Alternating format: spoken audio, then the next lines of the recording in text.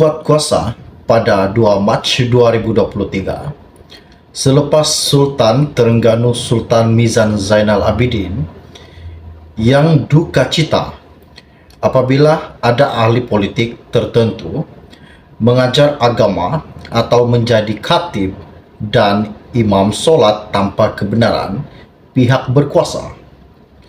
Pengecualian bagaimanapun diberikan kepada ahli politik yang telah diktiraf untuk mengajar atau mereka yang mempunyai kebenaran untuk membuat demikian daripada masjid. Terengganu bukanlah negeri pertama yang melarang ahli politik menyampaikan ucapan di surau dan masjid. Pada hari ini, isu yang menggemparkan dan menakjubkan, di mana Anwar berkata bahwa Abdul Hadi Awang jangan singgung kedudukan Raja-Raja Melayu. Ini satu kejutan buat seluruh rakyat Malaysia. Seperti yang kita tahu, Anwar Ibrahim telah mengulas kenyataan Hadi Awang 2 hari lepas bahwa tidak ada salahnya ahli politik Islam menyampaikan khutbah di masjid atau surau sambil menegaskan mereka mempunyai kewajipan untuk bersuara dalam berbagai perkara termasuk politik. Itu yang dikatakan Anwar hari ini. Seperti mana yang telah kita tahu juga, apa yang Anwar katakan pada hari sangat-sangat mengejutkan buat seluruh rakyat Malaysia. Oke, baiklah, sebelum saya meneruskan isu yang menarik dan yang sangat menggemparkan pada hari ini, mohon kiranya pertimbangkan, tolong tekan butang subscribe dan sharekan video ini. Di media ini berkata,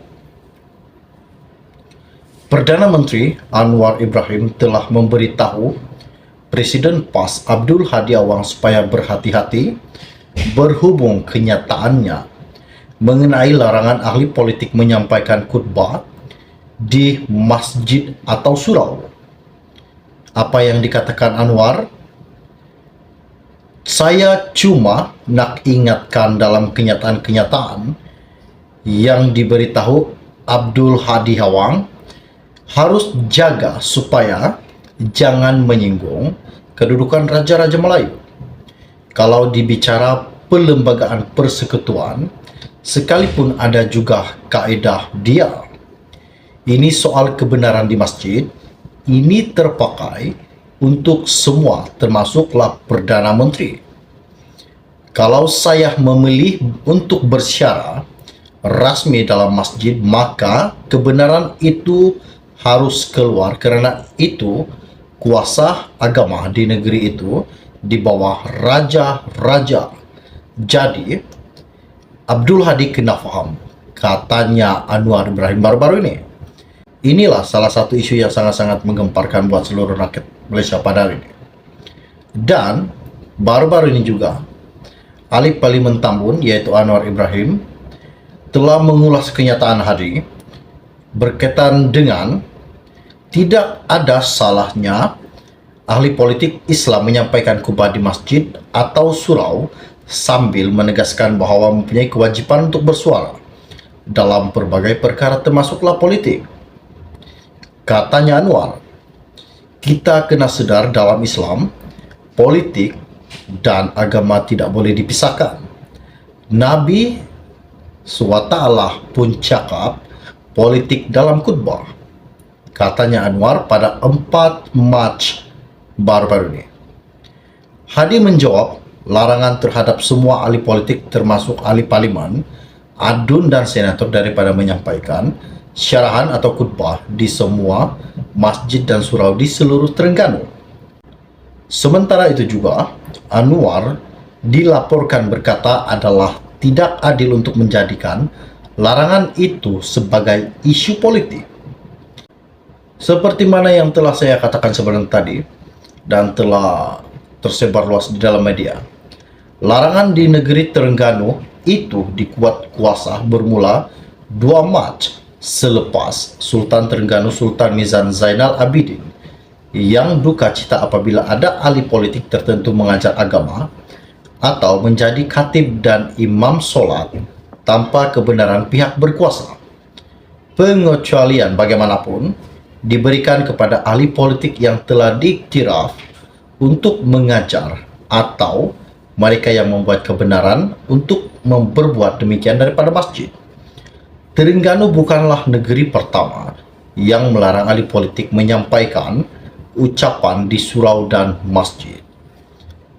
Pada Januari lalu, Putra Mahkota Johor Tunku Ismail Sultan Ibrahim menitahkan bahwa semua masjid dan surau di Johor dilarang digunakan sebagai platform untuk menyampaikan ucapan politik. Ini salah satu isu yang mengejutkan buat seluruh rakyat Malaysia pada hari ini. Bahwa Putra Mahkota Johor Tunku Ismail Sultan Ibrahim telah menitahkan bahwa semua masjid dan surau di Johor dilarang digunakan sebagai platform untuk menyampaikan ucapan politik. Menurut pengarah JIPK Harith Fadilah Abdul Halim, keputusan itu akan tertakluk kepada ahli parlimen, adun senator, individu yang memegang jawatan dalam mana-mana parti politik, calon yang bertanding dalam pilihan raya umum atau pilihan raya kecil, serta bekas ahli parlimen adun atau senator yang masih aktif berpolitik. Seperti yang saya katakan sebentar tadi, apa yang dikatakan Perdana Menteri Abdul Hadi Awang, jangan singgung kedudukan Raja-Raja Melayu. Ini salah satu isu yang mengejutkan buat seluruh rakyat Malaysia.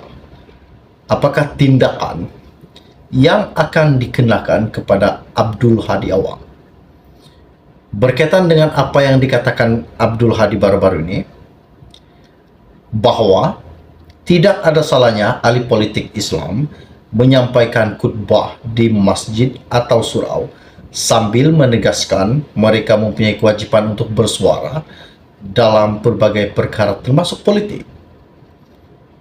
Ini sepatutnya, bagi pandangan saya, sepatutnya apa yang dikatakan Abdul Hadi Awang ini melanggar.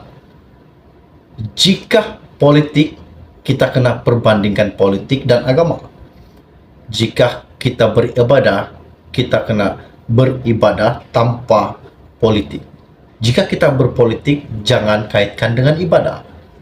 Perlu asingkan. Ini pendapat saya. Jadi apa pendapat Anda? Jangan lupa tinggalkan komen Anda.